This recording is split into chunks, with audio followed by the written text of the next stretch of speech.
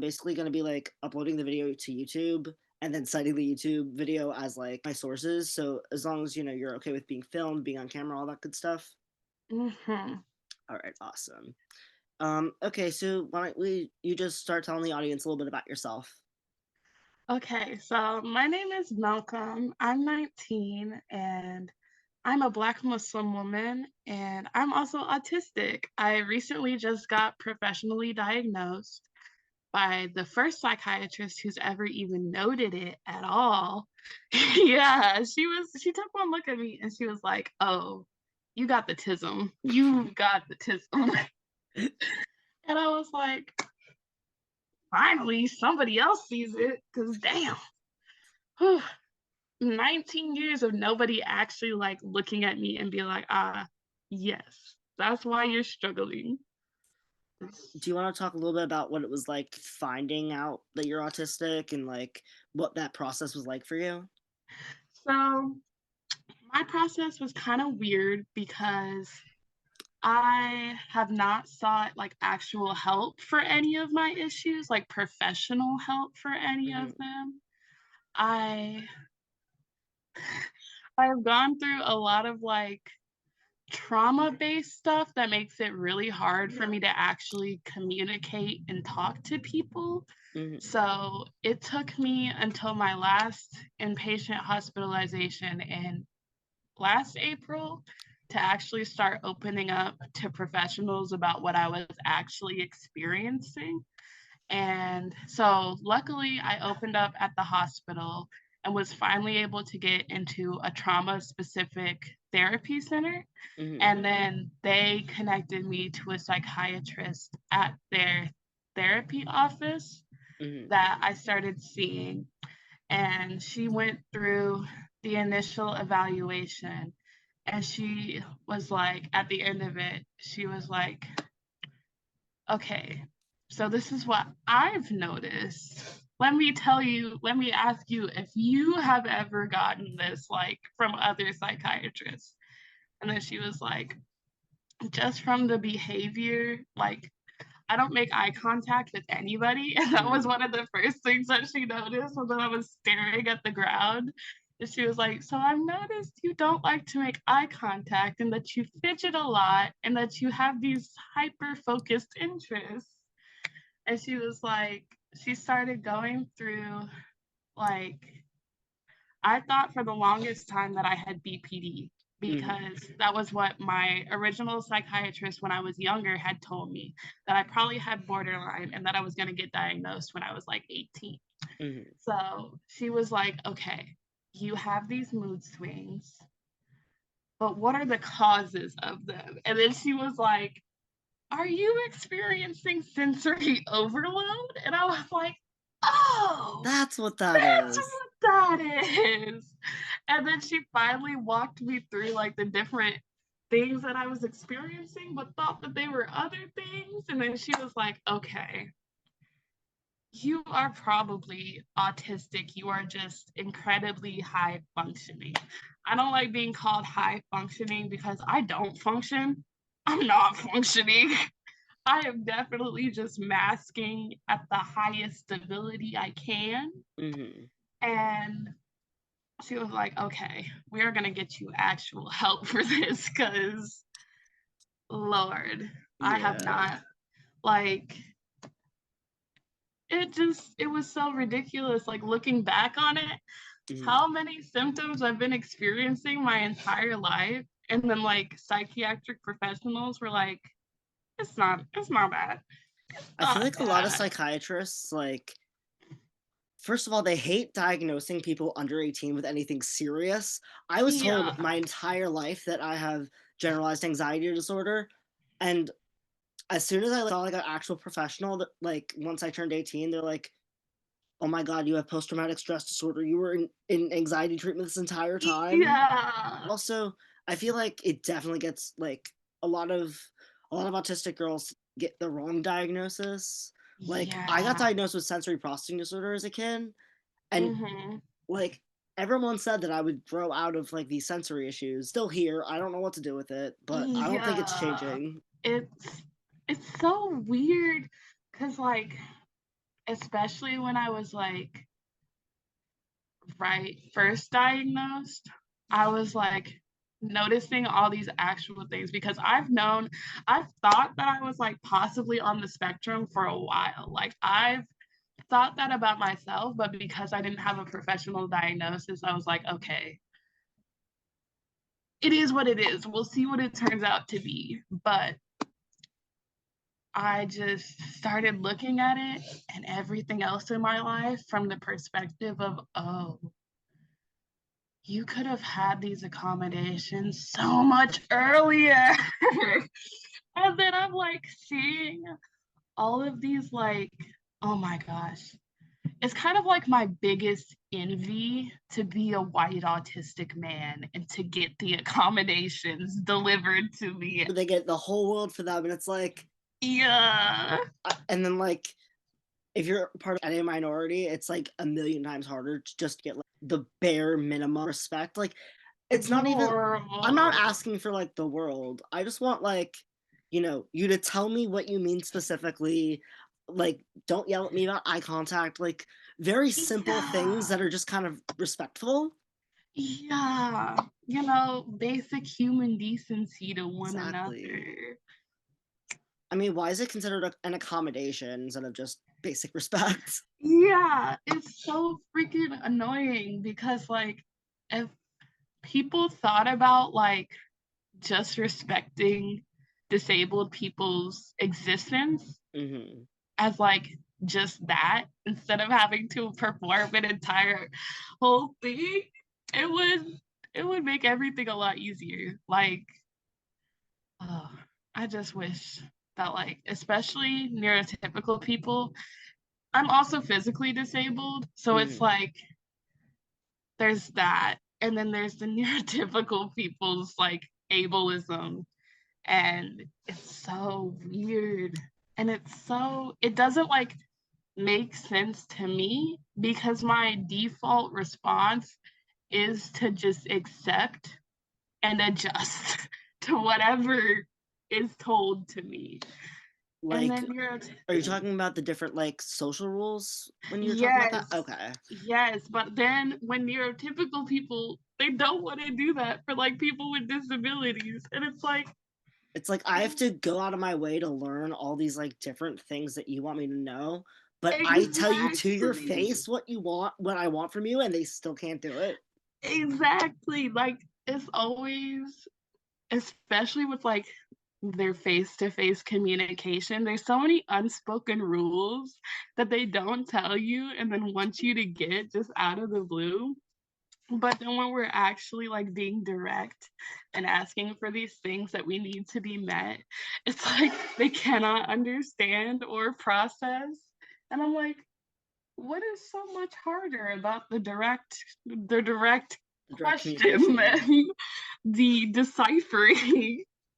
I just don't Yeah. understand it. I understand that autism is like, like a different neurotype, but I feel like direct communication is just more convenient and Yeah, like it's easier for everyone. It's not just autistic people. exactly. And then it also sucks when you get perceived as rude for just talking like plainly with people. You have to go through all these different motions of showing emotion in your face when it's like, why Hmm. not just listen to me and what I'm saying and make like Exactly. obviously if I'm not like crying or throwing shit, like obviously I'm probably in a decent mood. Like Exactly. why do I have to smile to prove it to you? Exactly. Like, if I'm upset, I'm gonna tell you, I am upset. I need a minute, or I cannot talk right now. I am upset. Mhm. Like, it's it's very easy, and I don't know. There's this whole like tension of expectation in conversations, especially with neurotypical people. Because, Mhm. like, every time I talk to them, I have to sit there and hyper process everything that they're saying Mhm. just to make sure that I get it and that I can get every single variation of it just in case they mean it in a different way. And it's just the extra work that we have to put in just to be able to communicate. I feel It like is the hardest part exhausting. about it is, like, even if you go out of your way to, like, explain things and try to understand them from a different point of view, people will still get mad at you if you make mistakes, even though it's like a constant battle. Yeah, like, I people need to be a lot more patient, like, just take the time and slow down.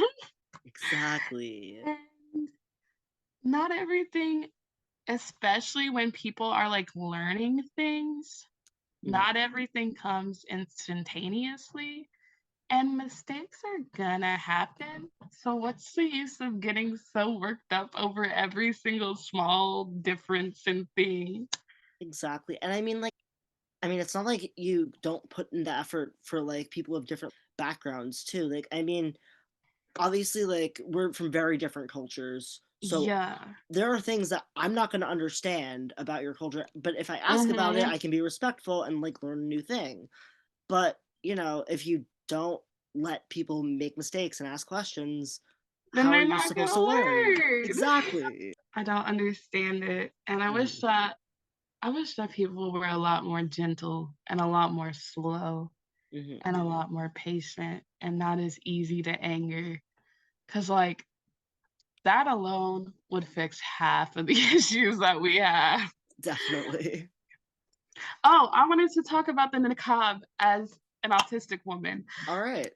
The niqab is the best accommodation as an autistic woman because I literally don't have to worry about my facial expressions anymore. Past the eyebrows, It's like aside from the nothing. eyebrows, nobody can see it anymore.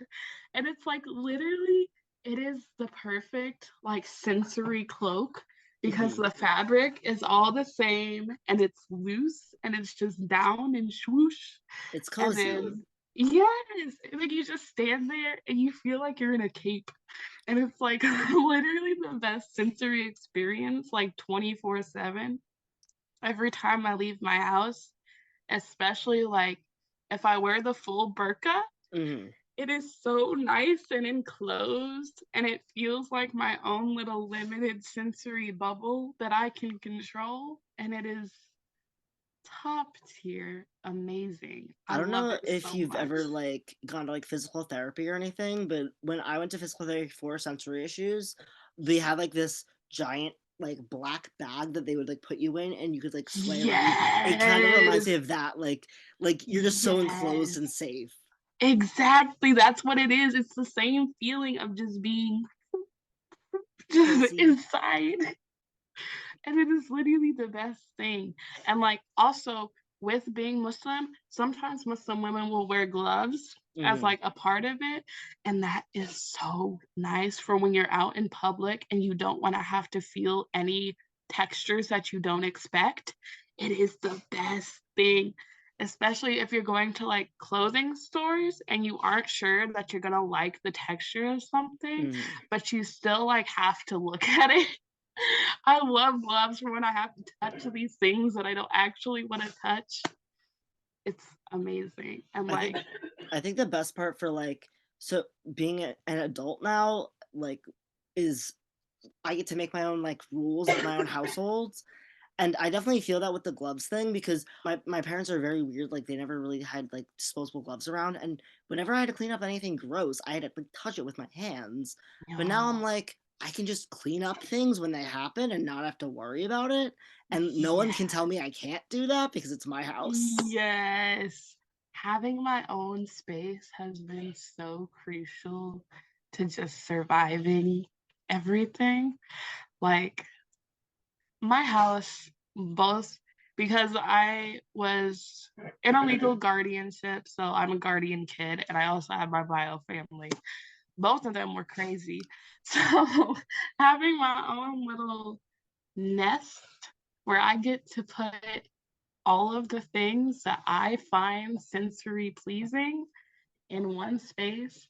Like in my bedroom, I literally like I set up everything so that it's as convenient for me as possible to function. Like I've got my sheets arrayed in a specific layered way. I've got my shoes usually pointing the way that I need to when I get up out of bed. Just I go just up put and my right feet in. in them. And usually I just have everything set up so that my little sensory bubble is undisturbed until I leave my house. And it is the best thing. Like, it truly has given me so like a place of final peace to be able to just retreat into myself.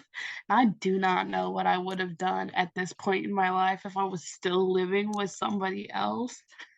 I would just panic because, like, having the control is so crucial. And, like, I want to have a lot of kids. I want to Mm, have 7 kids, and they're more than likely going to be autistic too. So, my goal is to, within my house, have that same sphere of control for each child as exactly. much as possible Give everyone their own because space so they can be their own person. function how they see fit with the family, which is completely possible. And not enough people do that for their autistic children. Like, that would Exactly. probably eliminate half of the issues that the child is having in the home if you allowed them to function how they function naturally within the home. I don't know if this would relate to your experience or not, but I have a very strong inclination that my dad is autistic and he refuses to admit it. And I think that like if everyone in my family knew they were autistic and would go out of their way to like, make sure that they can function the way they need to, we would get have a lot less tension. Like a lot of the things my dad and I used to get into huge fights about are literally just our autism bumping into each other. I'm pretty sure that my mother is autistic Hmm. because I've got a whole host of disorders, and because neither of my families are like, because on my mom's side, it's Eastern European Mm, immigrants and native folk. So it's just like that mix of unknown plus my dad's side of Black people not wanting to talk about their health ever. It's unknown. And so I have the suspicion that my mom has autism mm, because she just, and it's not the same way that I am autistic though, which is mm. why we fight so often Because the different because types. she is the like she is like, Sheldon from The Big Bang Theory? She is if Sheldon was a woman. She is that Oh, exact like logic is everything to her, and and she is emotion so doesn't. just she doesn't No. emote well at all. And like my autism is the big explosive emotions autism with like very little impulse control.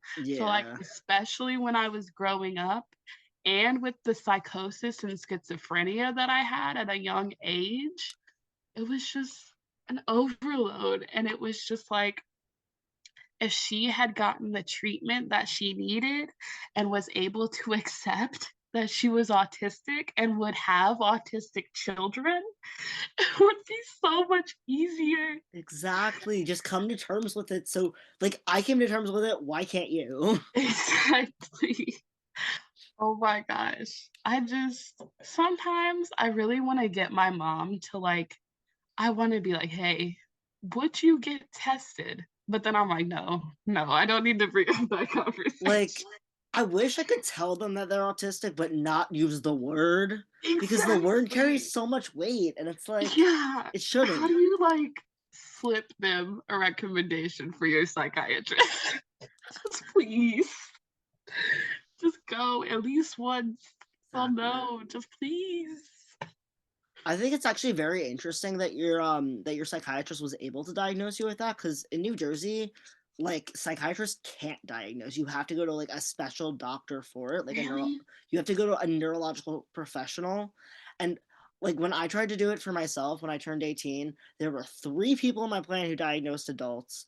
One wouldn't take new people. One didn't take my insurance, and then the other one was like $300, and I'm like, I'm not paying that for an appointment. I'm not doing that. No. No. It's so bizarre. Like that No. What state was that? I'm in Illinois. Okay, so yeah, Illinois probably has like a little bit different As rules, but far as like I it's know, insane. like, that is horrible. Like, in Illinois, as far as I know, that stuff is pretty, like, lax.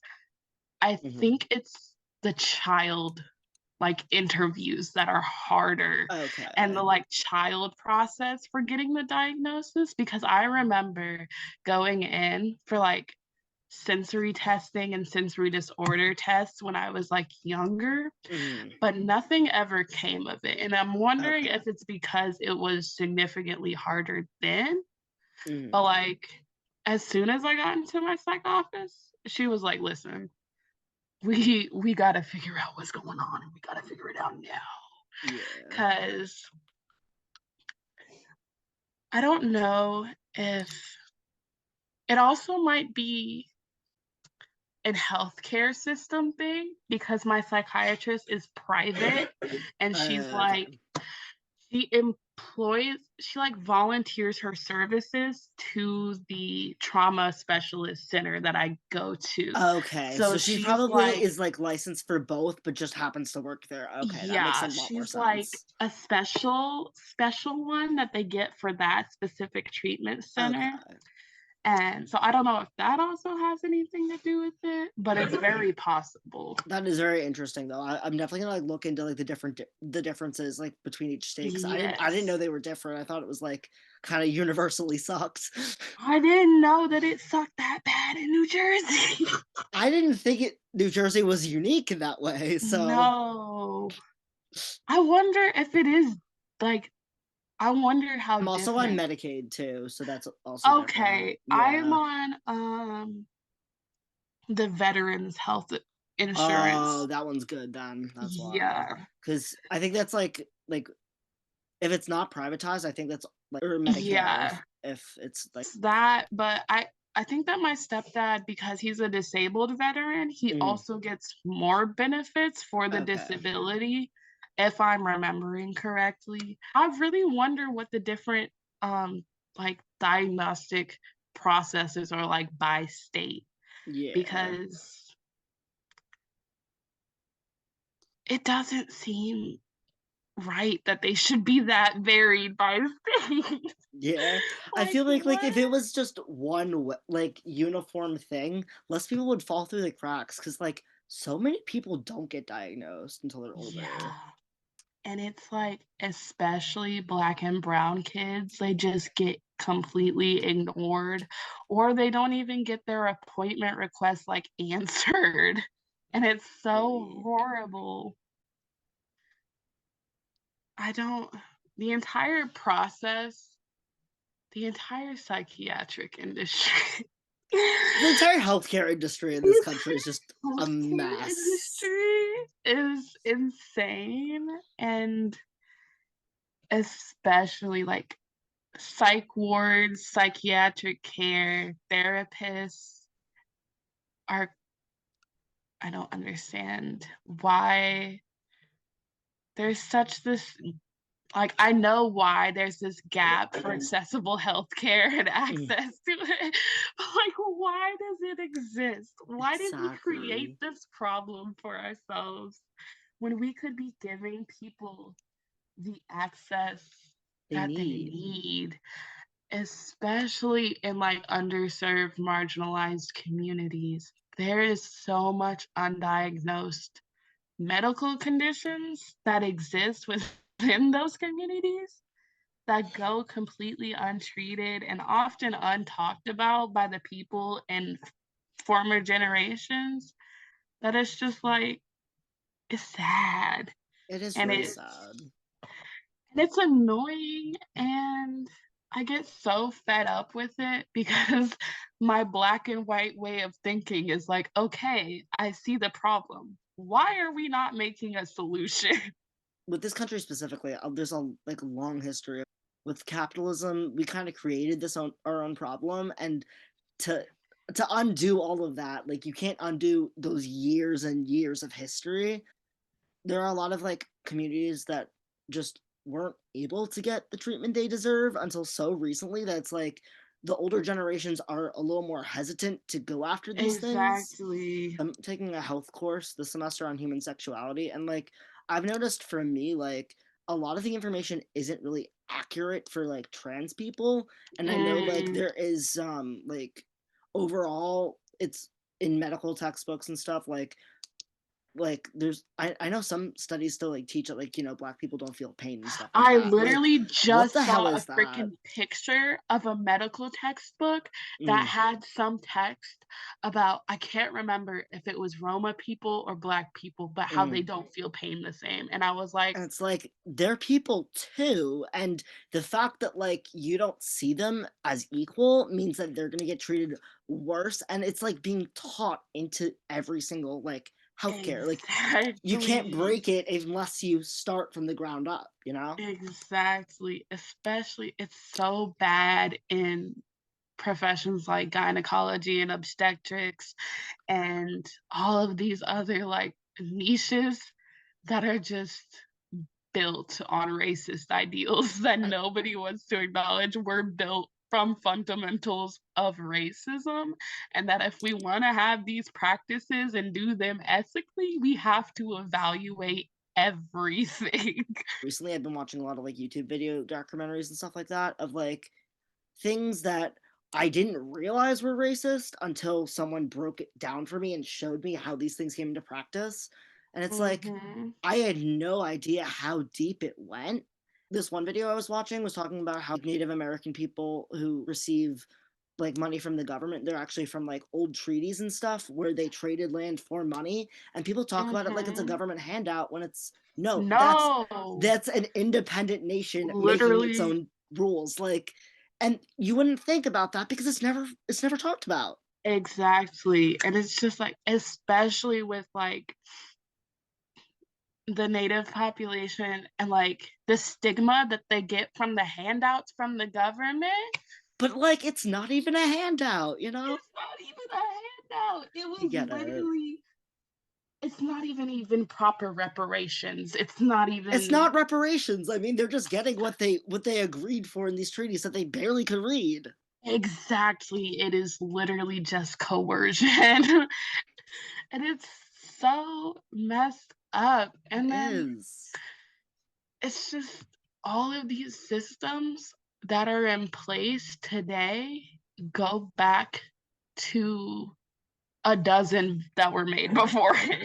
Like there's like Exactly. Like it's just no compounding onto itself. And there's unless no you way start breaking it doing down, you're it. not going to be able to undo it, you know? Exactly. You have to look at like the with stuff like that, you have to look at every single offshoot of harm that it caused, because there's so much harm that like capitalism and colonization caused, that in order to even begin to reverse it, you have to be willing to look at the true scope that it ruined things. Like, Exactly. it's so broad and so ever reaching that like you think, oh, maybe one problem isn't connected. No, it's connected back to it It's all. all it always goes back to either capitalism, imperialism, or racism. Every Yeah. single time. Yeah. Throw in a little bit of sexism and homophobia for a treat. As a treat. As a treat. But like it's usually one of those three. It's so it's so crazy because like all I want to do is think about what my ancestors have been doing if they were not colonized, and I would have been picking berries by a stream, just living my best life as a Having a good time. forager. Don't I just want to just take us Honestly, back. like Return to Monkey. I wanna do hunter gatherer type shit. Literally, we might as well just go back to the Jurassic era, wait for this to play out Exactly. again. Please. We need to go back to the fish that crawled out the water and ask him what he was doing. I'd be Because like, go please, go go back.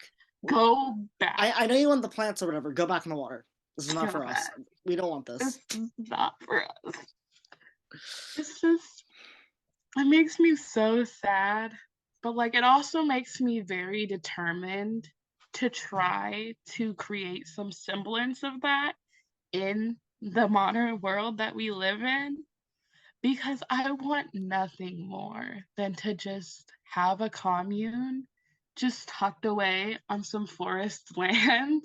Then I'm just producing my own food, my own things, my own clothes. I wanna make lanolin.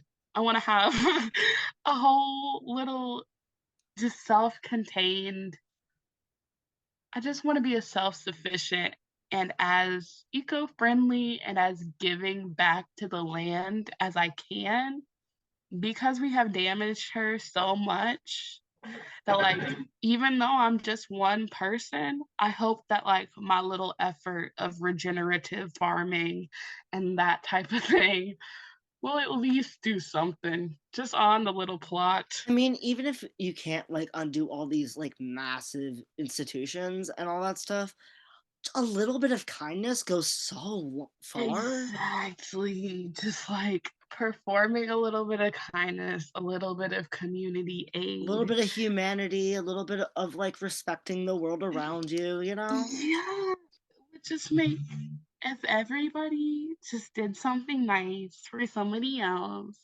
we would have no more issues. I'm Exactly. kidding. Like, why can't people just, like just little things, even if you're not able to do big, big things.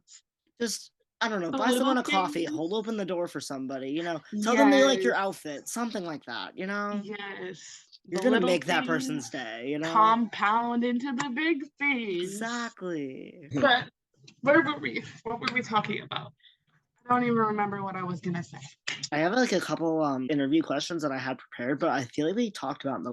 I will go into how, like, why I thought that I was autistic Okay. before the psych diagnosis. All right. Um, I started thinking that I was autistic when I was around 15, 16.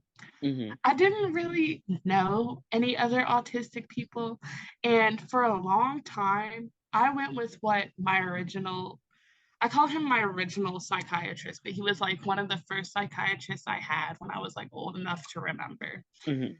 Um, and when I was around I think that I was, like, 12 or 13, it was after my first day at the psych ward, Yeah. because that's how I got him. He was a psych ward psychiatrist. Okay.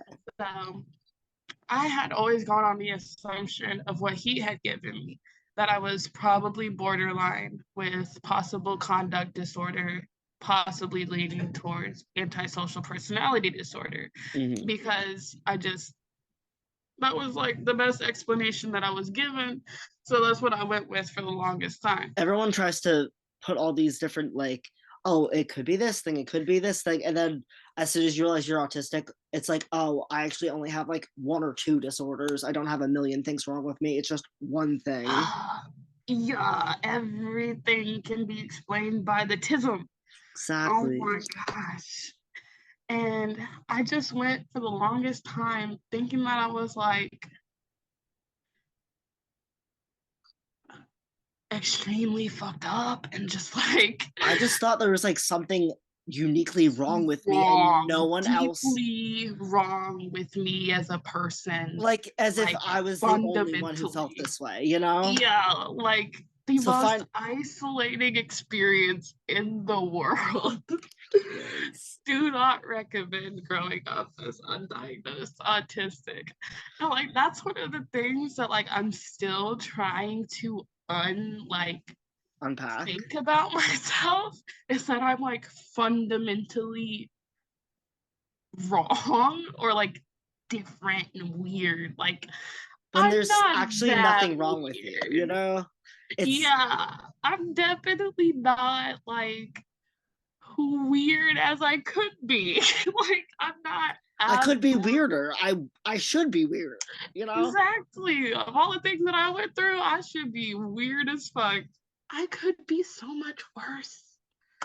And if because, like, people when I was growing up acted as if I was the weirdest thing they had ever encountered. They literally treat you like a different species and then like are surprised when you think that you're the scum of the earth. But it's like, but you were treating me like that and are surprised when I feel bad about myself. Bro, when Make it I make was sense. growing up, I literally thought that I wasn't a human being. And like I had this like it wasn't even I don't know whether to call it a delusion or like this deeply held belief, like truly 100%. I did not think I was human. I thought I was something other. Like I knew I was adjacent to human, but I did not think that I was human because of how othered I was by every community I was a part of because of the fact that I was autistic and undiagnosed. Yeah. But it was just like this this horrible feeling of not fitting in with anybody. And then I started finally like when I was like 16, 15, 16. One of my girlfriends at the time was actually like, "Hey, have you ever considered that you might not be psychopathic? You might just be autistic." And I was like, "Huh? What? What do you mean? What makes you think that?" I was like low key offended when she told me this. I was like, "Huh? What do you mean?" And then she was like, "Well, it's just the ways that you like things and the way that you react to things. It just seems because I'm pretty sure that she was also autistic, and that's why she had said something. Dude, But there's so many people who I like, knew over the course of my life. All of my long-term friends also turned out to be autistic. And yeah, we attract each other. we We find each just other because we don't relate to anyone else. exactly. We just converge together eventually. Exactly. After that, I slowly started to like talk to more autistic people and I like made more autistic friends. And then finally I was like, okay, I'm like 75% sure I'm autistic. We're gonna go with it because that's the Yeah. best guess that I have. And Uh, I just held that belief about myself, even if I wasn't like always public about it or like mhm. upfront about it, because especially with the things that I like didn't know that I have or that I was self-diagnosed at the time, I was like, okay, I know that I probably have these, but without the professional diagnosis, I know that I have them. I'm just gonna do what I can for myself with that assumption. like, It's kind of hard because most people like want the diagnosis to prove that they're autistic, but like but you're it's autistic before the like diagnosis. like whether or not you think you're autistic or not, you either are or aren't, and there's nothing Exactly. you can do to make yourself more or less autistic. You either are or you aren't, and people don't understand that. Exactly. You know? And like, oh my God, when I first started thinking about like, well, I told my mom when I was like 18, I was like, listen, I think I'm autistic. And she told me everybody's a little bit autistic. And I was like, no, mom, it's just you and me. It's you and me, baby. I was okay. I had a couple special interests as a child. They are pretty weird ones. Um, I'm sure it can't be that weird. I promise. I've heard worse. I was obsessed with dead things first. Like it was a whole thing. I was Was it like like DIY taxidermy type thing, or was okay, it just kind of that like it was DIY taxidermy and like mortuary science. I was reading like all of these books on the internet at a very young age about embalming and all of these other things. And I and was like, people I be can like, do that's this. normal. That's a And totally you're like, insane thing for someone to do. And this not, this 7-year old, that's completely normal. That 7-year old, she got it. She got it going on. she And then understands it. from there, I developed. I guess there's a word for it, but I was like an insane reader. I would read 2 to 3 books in a single day. I wrote an entire book with my best friend, a novel, and then we wrote a sequel. I I am remember still pretty handwriting a sure. book. I've handwritten books Yes. before as a kid.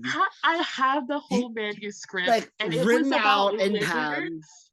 It was about lizards who could Lizards. talk, and they had whole clans, okay? We had lore, The we had lore, the setting. geography, we You had got the maps going on. You were out here pulling out all the cards. a system of magic, okay? It was Dude, autistic intense. people be inventing like the coolest shit, honestly. Bro, at our young ages We also, just be I'm coming up with pretty stuff. sure that the best friend from my childhood that I wrote that with is also autistic. I don't think I've had a I don't single friend know, that I've like but, been like close with who hasn't been autistic. Like, there's no way in hell that like exactly. like whenever I see an old friend, I'm like, how's that autism diagnosis going? How's it going for you, man? That was I literally met up with her for, like, dinner the other like, a couple months ago, and I was like, "Girl, are you thinking Girl. about it yet?" You know that yet? 'Cause girl. Oh my god, I was obsessed with cats too. The cat book, I memorized that entire, like, thick book of cats. I All of remember them, it, just like the different breeds and stuff. all of them. I went through that entire book and I memorized all of the breeds of short hair, long hair, where they came from. For a while, I was obsessed with cat origins. I was obsessed from where each cat came from That's sweet and like though. That's the so breed that they fun. originated in, like the region that the breed originated in. It was just my favorite thing, especially like, oh my gosh. It was amazing. I loved all of Dude, the cats. autistic people and animals, I don't get it. Everyone picks one animal and they're like, this is my entire personality now. I've always been into frogs, and they're just like, they're little guys. They And are little guy. My ultimate special interest, I think that you still know this, is mycology. definitely, Love, when I met love. Malcolm, they were going by the name Fungus. I was So, literally which fungus. I love. That's such a fun name. Malcolm is my main name, Yeah. but I might change my last name too. And I might change it to something fungus related. Not As you directly should. fungus related, but like, Honestly, pick something fun for your last name because I mean, choose your own family, dude. Like, you do ex- you. You make your own choices. my thought process behind it is the mushrooms are my only family. So I'm Aw, giving that to them that's as like sweet. an ode to them. That's really Because I cute. really do owe my whole like life to fungi. They I love fungus of all types. Fungi, lichen, algae, all of the above, They're all just anything. little guys, you know? They're all just little guys and they all get looked over. I think that fungi are the best example of autistic people in a non human. Like, fungi have been so historically colonization and the effects of European ideology across the entire world has shifted the thought of mushrooms to such a hostile thing. Like the shift from acceptance and love of fungi and utilization of fungi in the day to day lives of indigenous cultures of people in the past to this hatred and this fear is so directly similar to autistic people in the past and autistic people now, with how colonization has completely demonized us. Whereas in the past, we were often some of the most celebrated performers, mathematicians, etc., etc. Like, It's so sad because like autistic people have so much to offer, but we're yes, so overlooked. And I guarantee you, one of your favorite things is created by an autistic person. I know like a big example is like the creator of Pokemon. Pokemon is so influential and big. If it wasn't for autism, we probably wouldn't have Pokemon. exactly. And like, why do you think so many autistic people like it and hyper They're focus little over it? guys. Because the guy that created it has the same thought process that transferred over into the art that we now find Exactly. very easy to understand and very easy to Hold on, love. we gotta show off the Bulbasaur tattoo we got off. Yeah. We got him. Love Bulbasaur. Oh my He's such a little gosh. guy. Such a little guy. You get it. You get it. Jigglypuff. My, Yes, I love Jigglypuff. That's my favorite Pokemon by far. It's just So it's just sweet. there. It's just there. Mushrooms, fungi are amazing. They remind me so much of both queer folk and autistic folk. People say like, there are different like things with it like that can like change the world and stuff. And it can be Yes. applied to so many different things. Like Yes. if you overlook something, it's not going to be able to reach its full potential. But if you allow like something this space to do what it wants to do, most of the time you're going to get a positive result because people are just going to do things that make them happy, and like we're going to benefit as a society from that joy. Exactly. That, yes. Fungi, they have so many different ways that they can aid and help our communities. Just like autistic people have so much that we can offer our communities. I wanted to touch on that a little bit too, like how you said autistic and being queer is kind of like similar to you. Did you want Yes. to talk a little bit about like how being queer, how that relates to autism? Because I feel like a lot of Yes. it's very entrenched in gender, you Yes. know? I think autism gender gets shit on a lot, but I literally my gender is just my autism. My gender is a lack of gender and the presence of my autism. That's the best way that I I can I describe just it. don't get gender the way most people No, it understand. doesn't And make it's any sense. I mean, like it's just a set of rules that you have to follow. It's not an authentic experience that most people go through. Exactly. Like if nobody reminded me that I was like a woman or biologically anything, I would completely forget that I exist and present to other people in such a way. Like, I want to go back why? to like when I was a kid and didn't realize all the pressure, because when I was a kid, I like was more able to be an autistic girl. But as I got older, they're like, oh no, that's not what a girl should be. And that's part of the reason why I transitioned. Like, I feel like if I had the opportunity to be an autistic girl, I might not have felt that that was the way I needed to go with my life. But Mhm. under like this capitalist system, without transing my gender, I don't think I would have been able to survive as an autistic person. Yeah. For me, as an autistic girl and as a black autistic girls.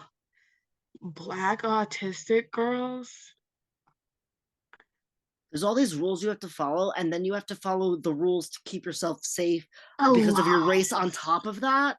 You have to keep yourself alive because one of the first things my mother ever told me, if you ever act like this in front of the cops, they will shoot you. Like, you got to My learn how to mask really entire fast. life so scared that if I ever have a sensory overload in public, if I ever let my mask slip even a little bit in public, I will be harmed. And so I had that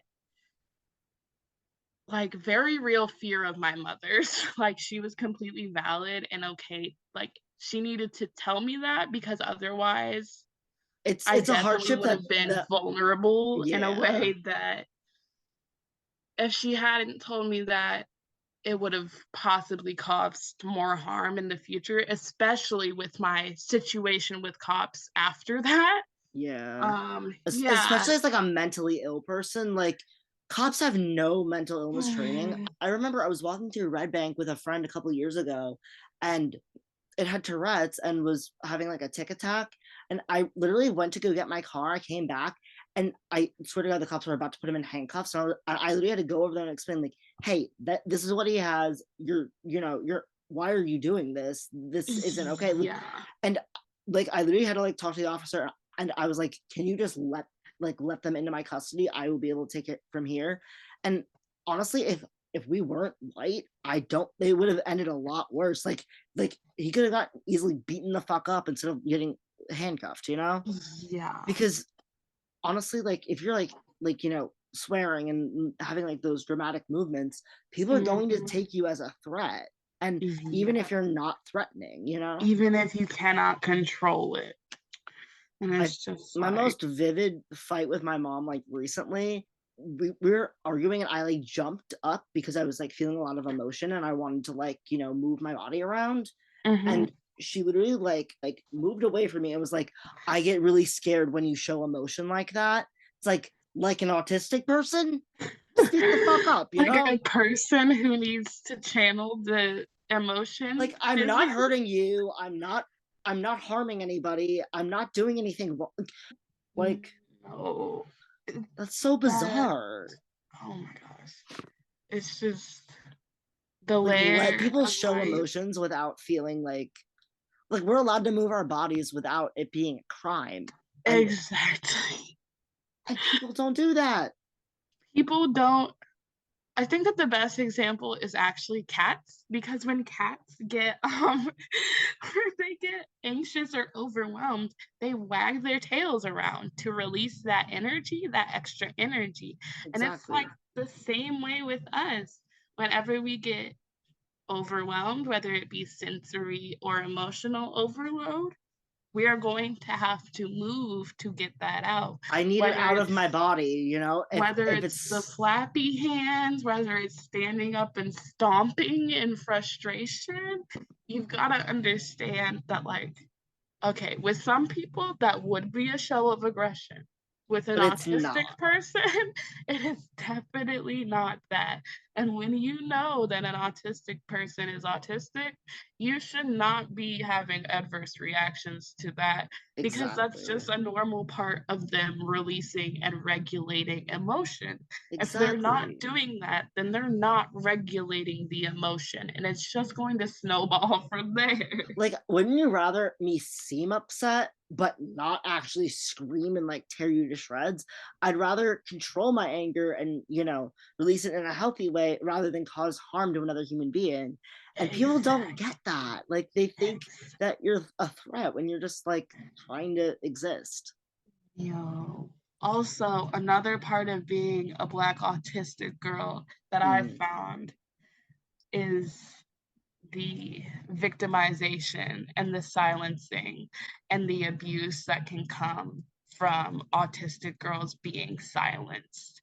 And especially like in my case, being an autistic, and especially an autistic Black girl that fed into it a lot, it allowed a lot of sexual and physical abuse to happen and then to continue to happen because I could not show it in a way that was normal or detectable because I am an autistic girl.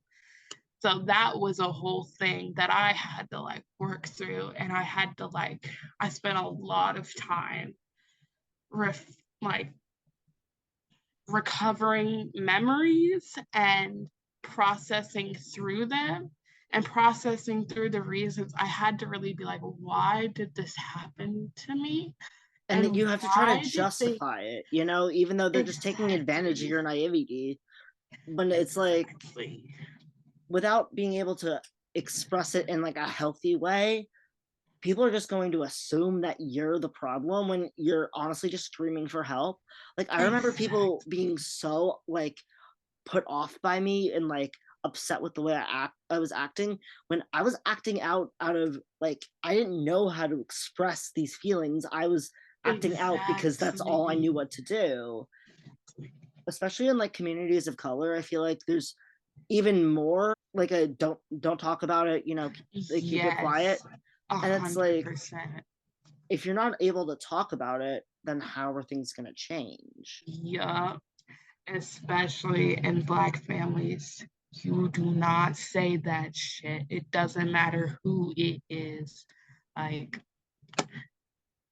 and that just allows for so much more abuse to be perpetuated. And Mhm. especially when you've got like nonverbal or semi verbal girls who like literally cannot express this and the only way that you will be able to pick up on it is active awareness of Like, these if you signs. don't go out of your way to make the communication a two-way street, like, then you're not gonna get you're not it, gonna get and it. you're gonna miss it, and then you're gonna wonder why your child is having these problems, and When you're if you gonna paid be attention, missing. you would see it. Exactly, you're gonna be missing this crucial, like, obviously glaring red sign, and, like, especially for me, when that stuff was happening to me, I was, like, actively trying my best to let everybody in my life know, but because I was so young and, like, when I was that young, I was, like, speaking and talking, but I wasn't, like I was very reserved and like quiet. I did not talk a lot. And so I was trying my best to let everybody in my life know, but I could not say anything like physically, could not let them know. And because they also did not want to see that I was autistic, all of the signs that I was trying to like get to them just went completely unnoticed. And then the abuse continued into the teenage years. And I'm like, how many girls also fell silent like I did and just did not get any help? Like, ooh, it makes me so sad to think about. Like It all really of these does. girls, and I feel so bad because like I wonder how many girls still don't know that they're autistic and still don't know the There's reason why like, they struggle they so feel bad. so alone. It's such an isolating Yeah. experience, and if you don't realize other people are out there, you're going to feel that way the rest of your life. Mhm. And luckily, like, I'm glad that we were able to, like, figure that out for ourselves. But there are going to be people who don't see it because, like, they're gonna get offended when you ask if they're autistic. They're not gonna like pick up the signs themselves. Mhm. I wish that's just I hope that people slowly, quickly become more aware and alert and just accepting in general. And I really hope that like our generation is not going to go into like having kids and producing the next generation Without with fixing our shit first.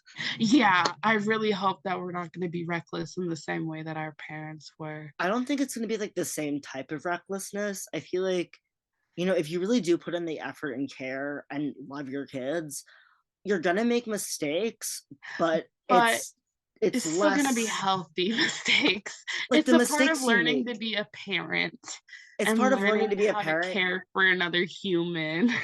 but there's a difference between like actively not listening and then just making a mistake. And if you go out Yes. of your way to like make your kid feel heard, whether they're autistic or not, if you listen to your kids, they're going to trust you more and they're going to have a better relationship with Exactly. you because of it.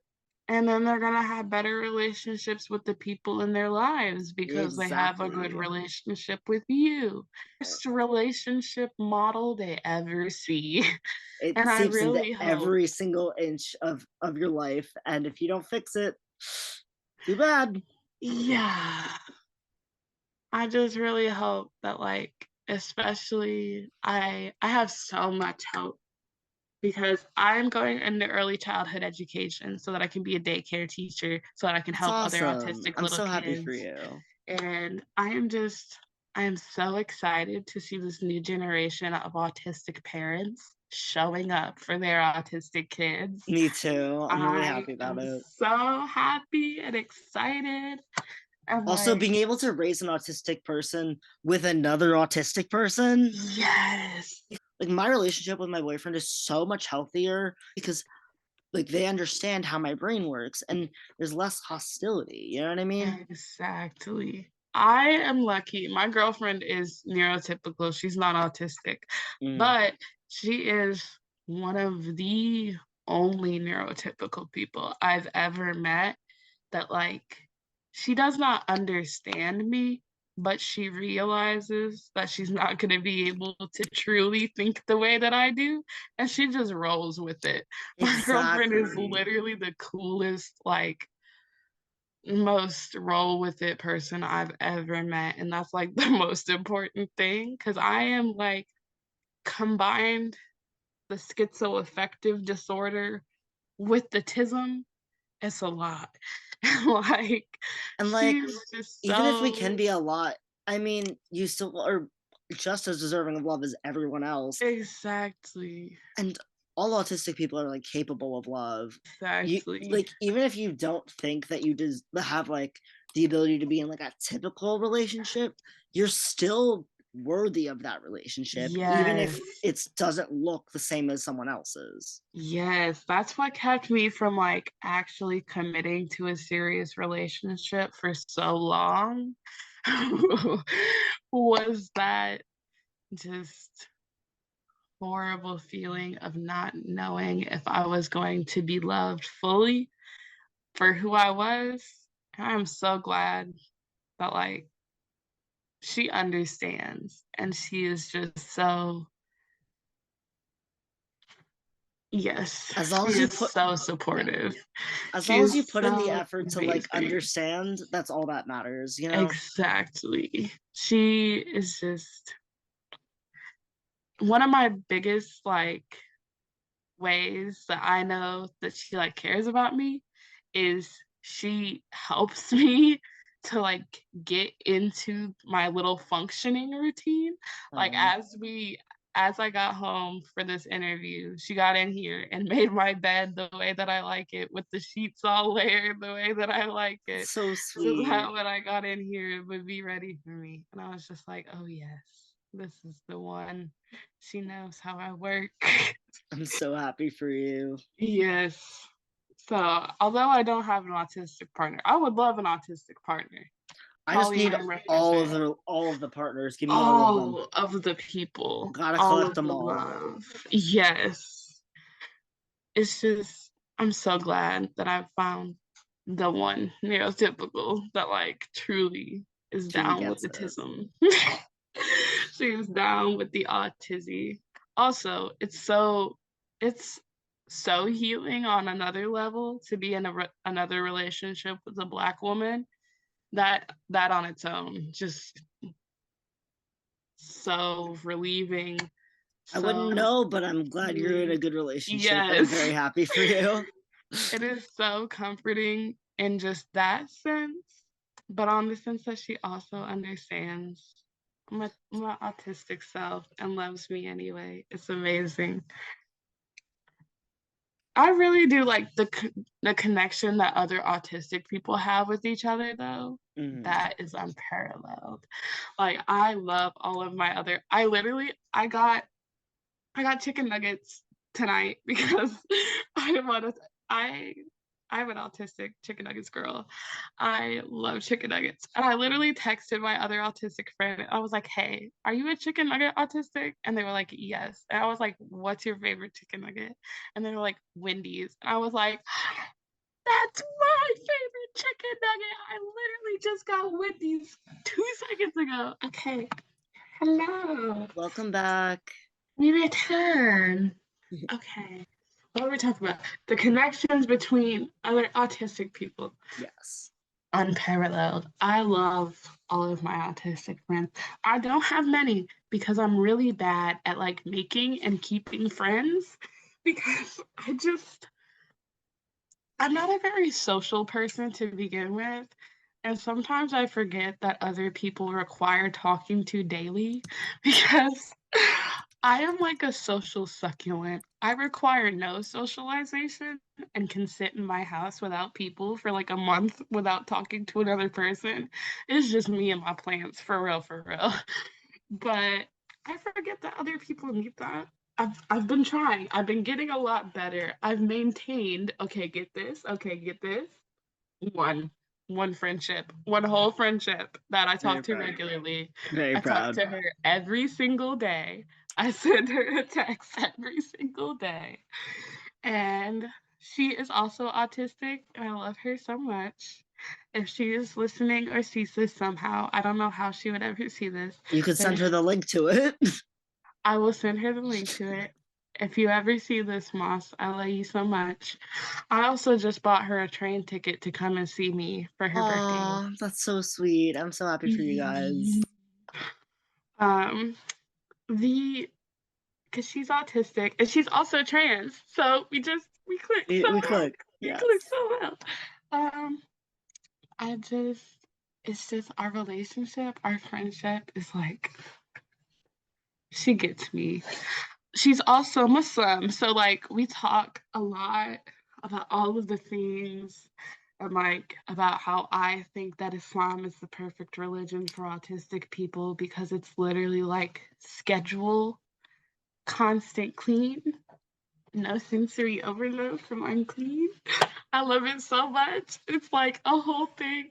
I love it. I could write a whole essay on why I think Islam is so great for autistic people. But we talk about that, and we talk about being autistic, and we talk about being trans and trans love and trans life. And it's just everything about that friendship just fuels me and makes me feel so much less alone.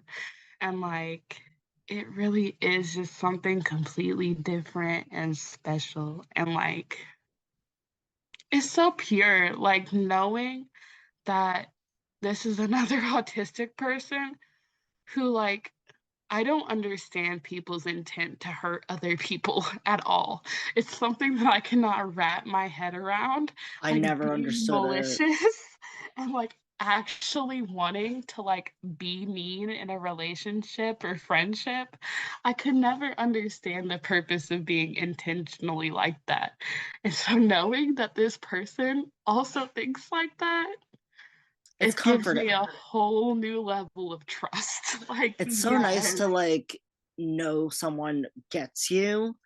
And yes, it's so like I've spent so many years feeling like I'm the weirdest fucking thing when it's like there are hundreds of other people who feel the same way I do. And honestly, finding out that I was autistic kind of like Autism Speaks has like the puzzle piece where like something's like missing and like that's the missing piece or whatever. Honestly, I think finding out that I was autistic was the missing puzzle piece. Like yes. everything feels so much more complete now. And I'm like, okay, this isn't like this is gonna sound insane, but there was like I remember being like 5 or 6 years old and going to Dunkin' with my parents or my grandma and my mom, and I wanted a glazed donut and they didn't have any glazed, and my grandma handed me like an original donut. It was like it's like the same thing but without the sugar. Like it's like very similar. Like just why not try? I'm like, I remember I threw a fucking fit, and I thought for the longest time that I was just like an ungrateful little bitch. And now, and as soon as I found out, I was just like, I'm like, oh, like years of guilt over that one Oh, incident that gone. literally reminds me.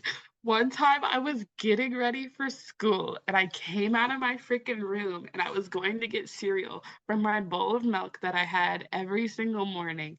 Like this was my ritual. I was going to get this bowl of milk or this bowl of cereal and I look in the fridge and there's no milk. And I turn to my mother and I'm like, "Mom, there was milk in here before I went to sleep last night. Where's the milk?"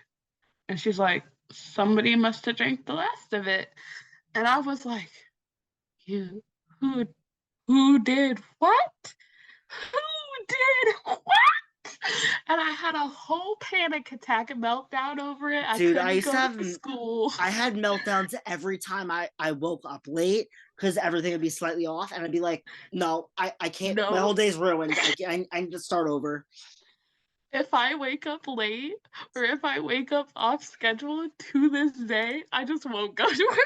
I'm like, okay, my whole day is fucking ruined. It's We'll start over all tomorrow. off from that moment onwards. My skin feels weird. Don't even talk to me for the rest of the day. No, you get it. I'm so glad you get it because if I said this to something like 15, like or like 5 years ago, I would have felt insane. Yeah, but like But knowing that you're autistic and like that's why that's you it. react like that Okay, that makes sense. I know why I makes do that. perfect sense. You get it. It's just everything. When you put all of your life in the scope of autism, you're like, oh, It makes so much more sense. that everything makes. Oh my gosh. Autism is both the explanation and the reason and the everything behind everything in my life. I used to think about what it would be like for me to not be autistic, but I mean, it affects every single thing I do that you can't like separate it from me. I cannot imagine what I would be like as a non-autistic person.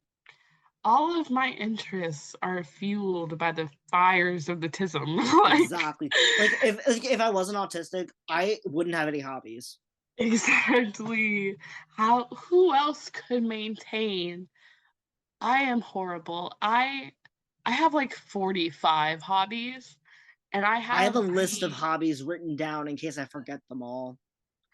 I have so many that like I don't even know them all. And sometimes I come across supplies from my hobby and I'm like, oh yeah, I remember how to make soap from scratch. Just randomly. I remember I have the ability, I at one point accessed how to do this.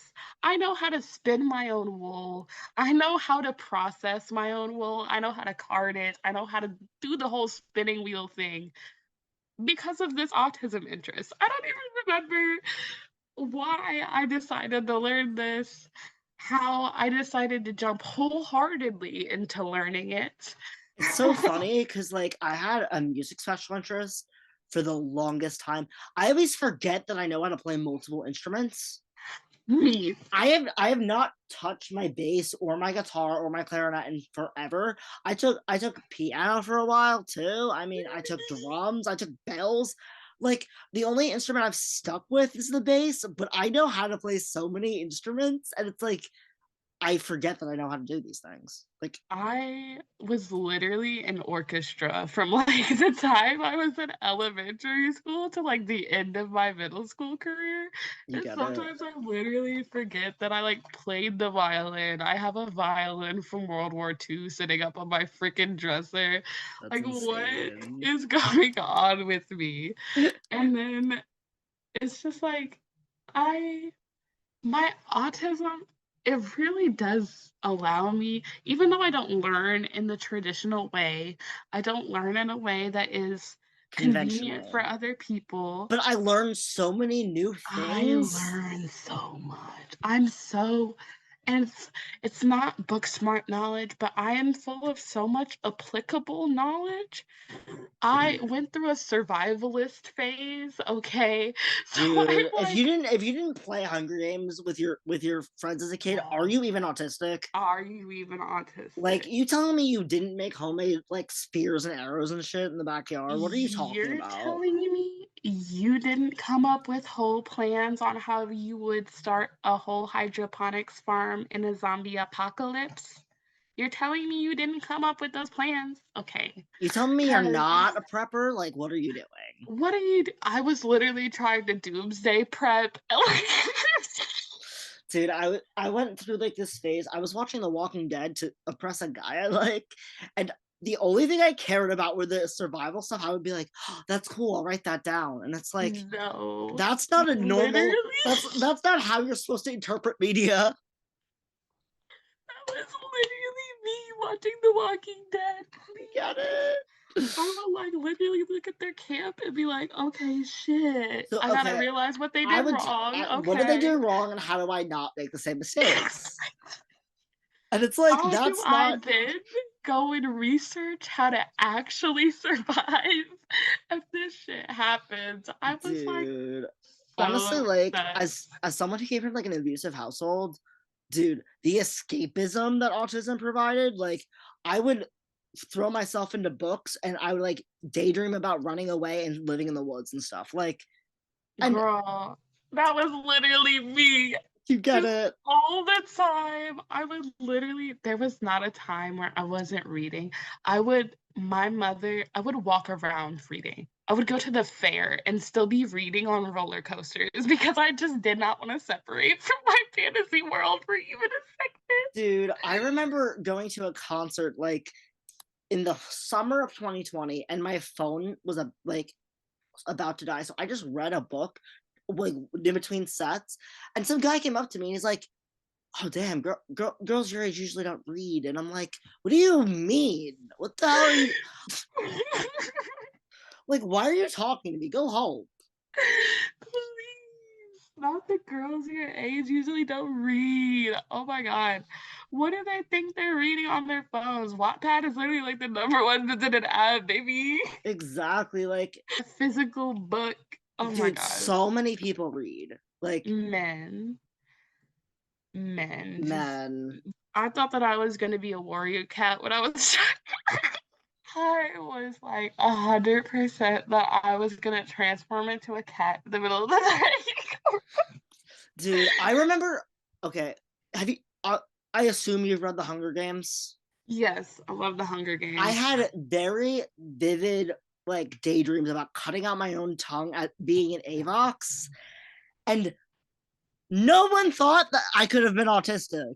And I'm like, normal kids don't daydream about cutting out their own tongues. Normal kids Like, don't choose that path in the that's Hunger not Games. like that is not the path you want to go down. That is torture. That should not be an optional thing your kid wants.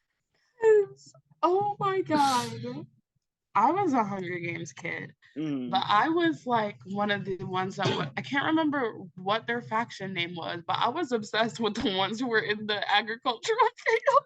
No, literally, or like in Divergent, the Amity group. Oh my Yeah, god, that's what I want to be. I want to be helpful for yeah, people and make music and live off the land. Like, yes. that shit's awesome. That was literally all that I wanted to be. I looked at them and I was like, I am gonna do that by any means necessary. By any means necessary, I want that life. Yes, that is my ideal situationship.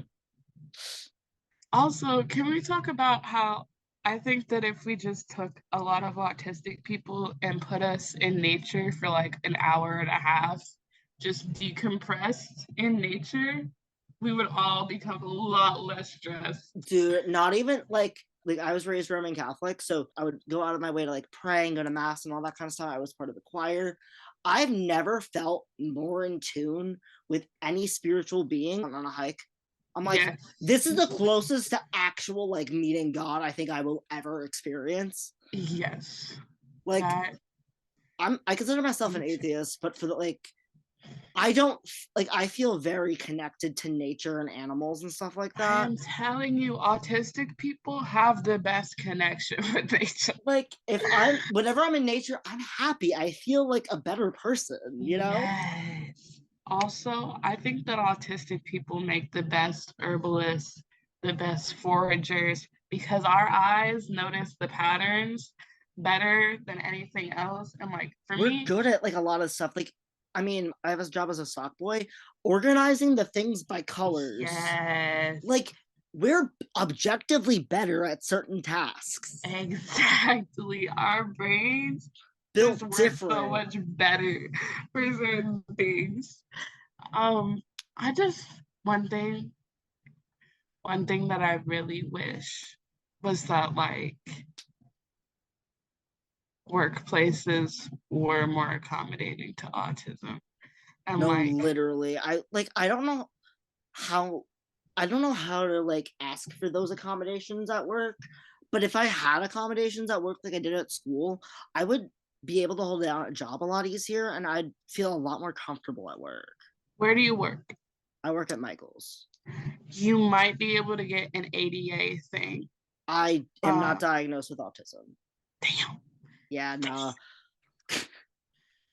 But I do have a If you diagnosis for are PTSD, so I diagnosed might do with that. anything though, and you Yeah. can get your psych to back it up, you can get almost any Anything. accommodation Yeah. weaseled in there as long as your psych backs it up heavily enough. You just gotta have them on board.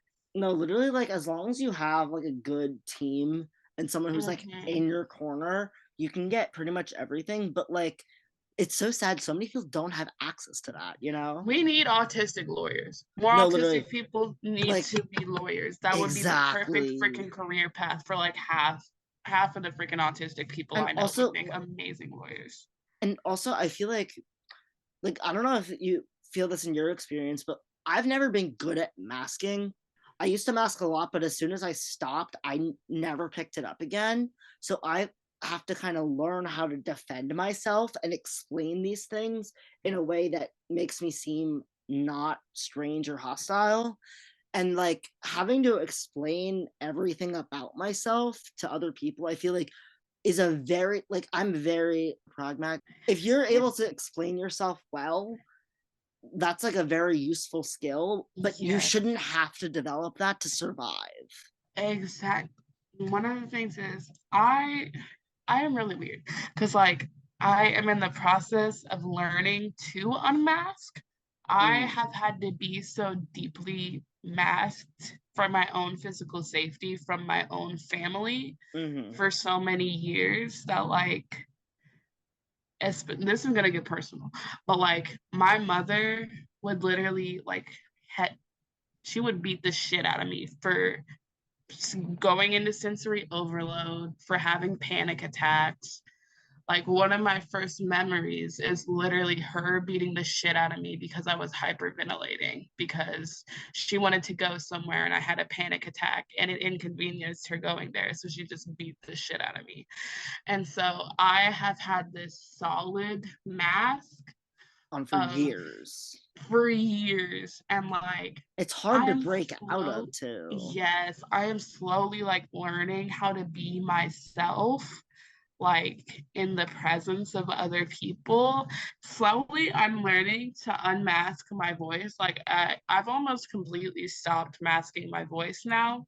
That's good. I also feel like a lot of people write it off as like customer service voice, and it's like Yeah, that's no. not a customer service voice. That you're an autistic girl and you're trying not to like get harassed by old men at work. Exactly. Like you're not doing it to be nice to the customer. You're doing it because it's the easiest way to be not seen as mean. Yeah.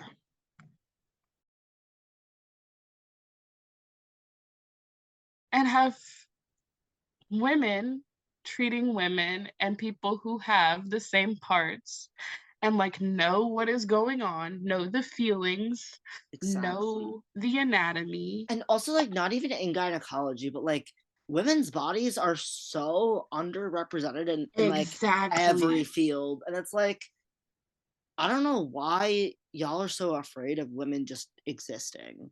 Exactly. And it's like, why are women so underdiagnosed with autism? And it's because like Because who's the majority of the doctors trying to do the diagnosing, and doing the all studies? and not to mention most medical studies only include white men. Exactly. That's a whole nother thing because like how are you It's going so like to how are you gonna learn about my body if the body's not described in your books? exactly and that's why it's so like autism is so underdiagnosed in marginalized communities because we were not even included in the Considered. study sample.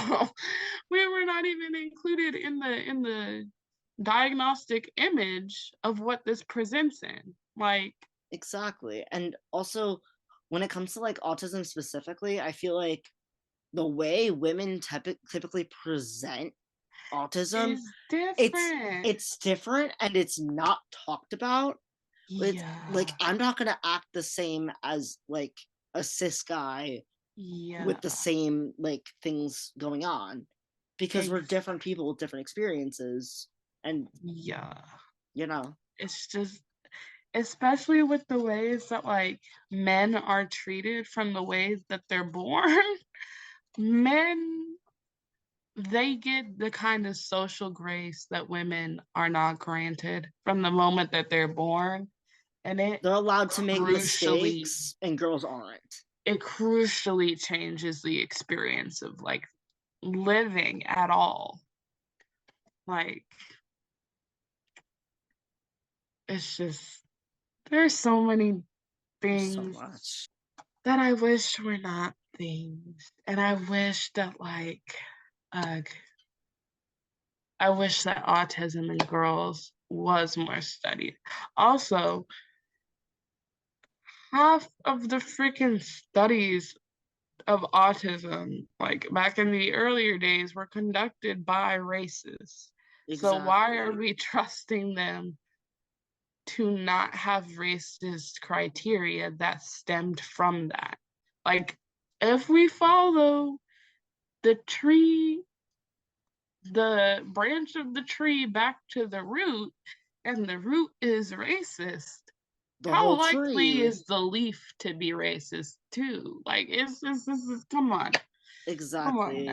Like you were saying earlier, with like the police will harm you for acting certain ways. Like if you don't know these rules, how are you gonna follow them? Like, luckily your mom did tell you that, but like Yeah. there are certain parents who are afraid to have difficult conversations with their kids, and Mhm. especially like if your kid's autistic and you don't go out of your way to make sure they are protected, the world's going to be cruel to them. Mhm. There is this one situation that I can think of.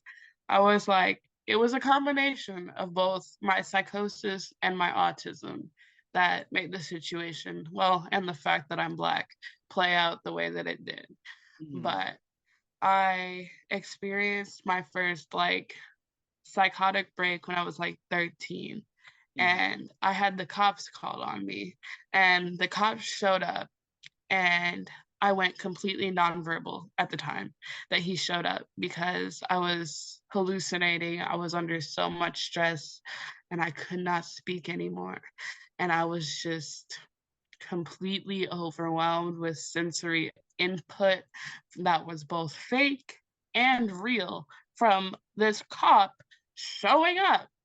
And I was like 13 at this time, right? I was literally like a That's a hundred little freaking girl. pounds. I was like 100 pounds. And this huge cop starts walking up to me, and he starts talking to me. I am already traumatized. One, he does not know this, but I have already been experiencing sexual abuse since I was 5, and he is a white man approaching me. As far as I could know, he could be one of the white men that was abusing me. Like, that is the first thing that's flashing through my head. Who is this man? Why is he coming up to me talking like this? Second of all, I was already in a state of complete confusion and paranoia. I did not recognize anybody or anyone around me. I could not even tell the environment that I was in. And he was not kind at all. I could hear his voice through the hallucinations, and it was scary. I was scared immediately. And I turned around and I started walking away from him. And I didn't say anything because I was nonverbal. Nonverbal. And he took that as a threat, and me walking away from him as a threat. And he tackled me down a hill, shoved his whole body weight onto the back of my chest, and held me down while he handcuffed me so tight that I still had bruises the week after I got into the hospital. God. And he sat like that while I begged for him to get off of me because I couldn't breathe. I had asthma, and he would not get off of me. And he stayed like that until his partner came up. That is And then so they put awful. me sitting down in front of a tree and then told me to cool off after I was crying and hyperventilating because I thought that I was gonna die. I mean, I feel like if someone's walking away from you, that's a pretty good indication that they don't want you to run after them. Yeah. Maybe, and also maybe instead of tackling a child to the ground, you could, I don't know, just walk up and cuff them instead of chasing them. Or walk around and in front. So that way you're not scaring the shit out of them. Exactly. Like there's so many better ways that he could have handled that, and he just didn't. Exactly. Like, looking back on it, I see so many ways that harm reduction and, like, simple human comfort could have been used to make that experience so much easier. Or, like, even just cops having an ounce of, like, training or sense in their minds. A little bit of like mental health training minimum. Exactly. Or even just taking into account my age or the fact that I Like didn't have anything in my hands. if I you're wasn't under the running if away. you're obviously a child, Like, you should not lay your hands on that person by You any should reason. not be applying that much force. And like, it wasn't even just like a regular tackle, it was down a slope. So he literally had to roll with me down that slope to get on top of me. Like, Like, it's more work to do that. exactly. Instead of just doing anything else, like anything else. You could have called the EMTs while you were walking Honestly, up. like, if you see someone's having, like, an episode and, like, they're not able to talk, my first instinct would be to call an EMT because maybe they're having a medical emergency and need immediate treatment. Exactly. I was just like, okay. After it happened, I was like, that's when my real, like, I still have shakes whenever I see the cops. And like, I have a real fear of being pulled over when I'm alone because every time I see cops now, I start to hyperventilate from that incident when I was 13. Which is completely understandable, that's traumatizing. And it's just like, oh, yeah, these guys are horrible at an institutional level and they they have not gotten better. I literally just saw this article about this boy who literally got tased and beat up by the police for playing in leaves. He was an autistic Bro. boy playing in leaves. Imagine getting mad at a kid for playing in leaves, like, bro. His neighbor called the cops because she thought he was lost. It was not because she thought that he was doing something. She thought he was lost. And I they wanted to make sure he was responded safe. and they tased the shit out of him. That's And he insane. was registered in their special needs persons database as somebody who, if they come up lost, is autistic and needs help. And they still Exactly. beat the shit out of him. And It's they traumatized horrifying. that poor boy. And it's just like, wow, they are not getting better at all. No. And They are doing nothing to get better at all. Is she trying to get into the cups? yes. Oh my gosh. My cat thinks that she needs to drink out of a cup like a human. She is so bad. Perfect. Just so you know, there's only like 2 minutes left in the Zoom meeting again. Okay. So do you want me to start another meeting, or do you want to wrap it up a little bit? It's up to What are you. you? What are you? It's up Because to I'm you. out of questions, but if you want to keep talking, I can set up a new one. I just want to, make sure that you have a chance to talk about everything you want with, like, as much time as you need. I mean, I've basically covered everything that like I've wanted to talk about. All right, And awesome. I'm okay. I'm okay to end the interview now, but we should totally FaceTime after this and catch We up. definitely should. I'll talk to you soon. I love you so much. Thank you so much for doing the interview. Love you so much, Trick. Love you. Bye, Malcolm. Bye.